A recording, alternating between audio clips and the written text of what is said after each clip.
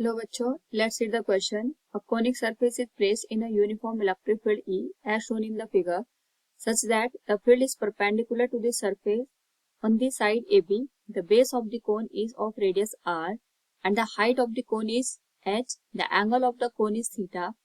Find the magnitude of the flux that enters the cone's curved surface from the left side. Do not count the outgoing flux. Here theta is less than 45 degree. Now to answer this question, first we will discuss here the key concept, and here the key concept is electric flux through a surface.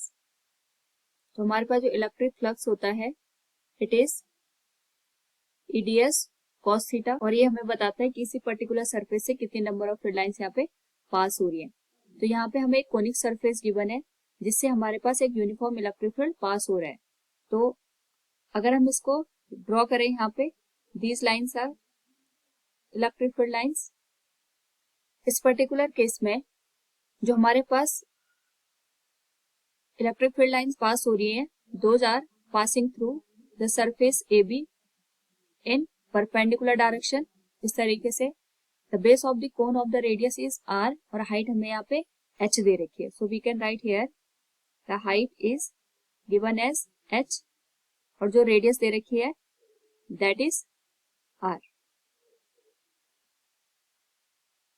तो अगर हम देखें यहाँ पे हमारे पास जो electric field lines pass हो रही है ये हमारे पास दो यहाँ पे एरिया से पास होंगी. एक तो हमारे पास यहाँ पे ये सर्कुलर रीजन हमें लेके चलेंगे, दूसरा हमारे पास ये जो ट्रायंगुलर स्ट्रक्चर बन रहा है.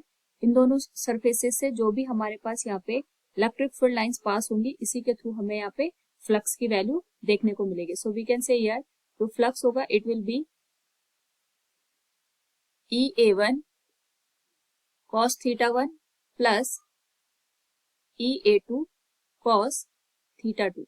यहाँ पे जो EA1 cos थीटा 1 है it is the flux passing through the triangular structure, और जो हमारे पास यहाँ पे EA2 cos थीटा 2 है it is the electric field passing through the circular area. तो अगर हम इसको डायग्राम से देखें, नाउ अगर हम यहाँ पे EA2 cos थीटा 2 की बात करेंगे it is this portion and EA1 cos theta 1 ये हमारे पास ये वाला रीजन आ गया. सो अगर हम यहाँ पे फ्लक्स की वैल्यू फाइंड आउट करेंगे, the value of flux will be EA1 cos theta 1.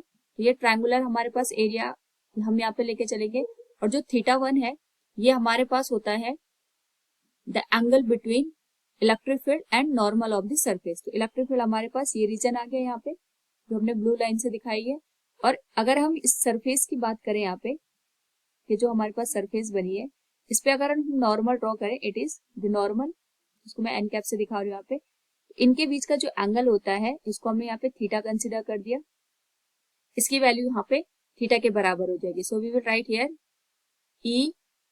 EA1 cos into theta plus जो हमारे पास यहाँ पे दूसरा फ्लक्स आएगा it will pass through the circular area.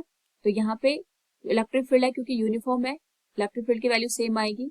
Area of semi circle आएगा क्योंकि कितने पोर्शन से हमारे पास यहाँ पे इलेक्ट्रिक फील्ड पास हो रहे हैं. So we will take here A2 into cos theta 2. Now अगर हम यहाँ पे देखें जो cos थीटा 2 होगा it will be the angle between electric field and normal of the surface. तो हमारे पास जो सरफेस है, अगर हम सरफेस को देखें ये हमारे पास पूरी सरफेस बन रही है. इस सरफेस पे नॉर्मल हमारे पास ये आ जाएगा, इसको मैं N2 कैप से दिखा रही हूँ. तो यहाँ पे जो इलेक्ट्रिक फील्ड और इसके बीच का एंगल आएगा it will be this one.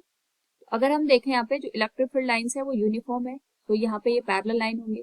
अगर ये एंगल थीटा है तो यहाँ पे ये वाला एंगल भी हमारे पास थीटा बनेगा. तो जो रिमेनिंग एंगल होगा it will be here theta 2. So we can write here cos 90 minus theta. Now हम यहाँ पे एरिया की वैल्यू लिखेंगे. So the value of flux will be E into area of triangle it will be half base. Now जो हमारे पास base आएगा it will be this one,